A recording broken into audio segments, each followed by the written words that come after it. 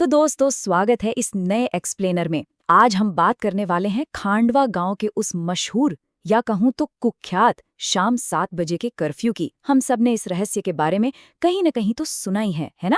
लेकिन आज हम सिर्फ ऊपरी बातें नहीं करेंगे, बल्कि इसके पीछे के खौफनाक सच और उन नियमों को डिकोड करेंगे जिन पर इस गांव की पूरी जिंदगी टिकी हुई है। चलिए सीधा शुरू करते हैं।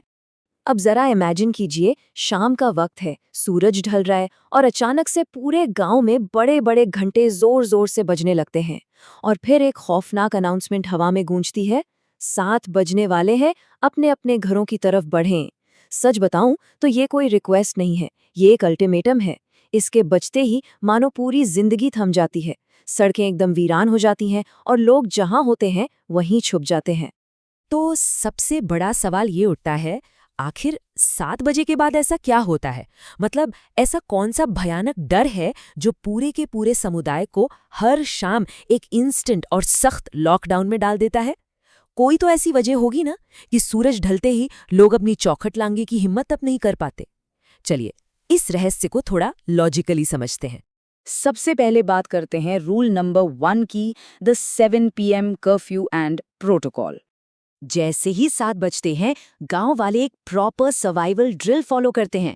स्टेप 1, दरवाजे मजबूती से बंद करो। स्टेप 2, खिड़कियों की सिटकनी लगाओ। और स्टेप 3, भारी पर्दे गिरा दो। ये कोई नॉर्मल रूटीन नहीं है दोस्तों, ये लिटरली एक टैक्टिकल मैनुअल है जिसे हर हाल में फॉलो करना ही है। अगर एक भी स्टेप मिस हुआ तो समझ लीजिए खेल खत्म। अब आप सोच रहे होंगे कि पर्दे क्यों? राणा साहब ने अपने बेटे देव को बिल्कुल क्लियरली समझाया था कि ये जो भारी पर्दे हैं ना, ये किसी चीज को फिजिकली अंदर आने से रोकने के लिए नहीं है, बल्कि इनका असली काम है आपका उन चीजों से कांटेक्ट तोड़ना। क्योंकि अगर आपने उन्हें देख लिया या उनसे बात कर ली तो आप उनके बहकावे में आ जाएंगे। ये लड़ाई शारीरिक से कहीं ज्यादा दिमागी है। तो अब आते हैं इस पूरी कहानी के असली खतरे पर। अंधेरे में छुपी वो शक्तियां जिन्हें बाशिंदे कहा जाता है। ये बाशिंदे असल में हैं कौन? ये कोई आम भूत प्रेत नहीं है। ये इसी गांव के मरे हुए पुराने लोग हैं जो अब शिकार पर निकलते हैं। और इनका तरीका बहुत ही चालाकी भरा है। ये आपकी भावनाओं के साथ खेलते हैं। ये बिल्कुल आपकी किसी करीबी की या किसी रोते हुए बच्चे की आवाज़ की हूबहू नकल कर सकते हैं। मतलब सोचिए, अंधेरे से आपको आपकी उस माँ की आवाज़ बुला रही हो। मेरा मतलब है जो माँ 10 साल पहले ही गुजर चुकी है।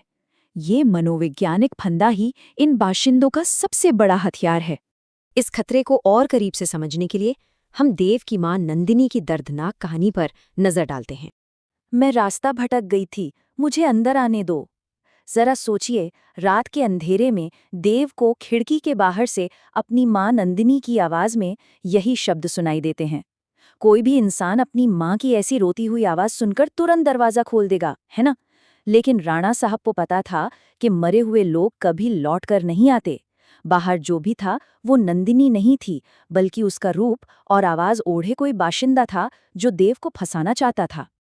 अब इस पूरे टाइमलाइन को देखिए कि नंदिनी खुद इसका शिकार कैसे बनी। पास्ट में नंदिनी को एक बच्चे के रोने की आवाज आती है, वो इमोशनल होकर दरवाजा खोल देती हैं। फिर अपनी मौत के बाद वो खुद उन बाशिंदों में बदल जाती हैं।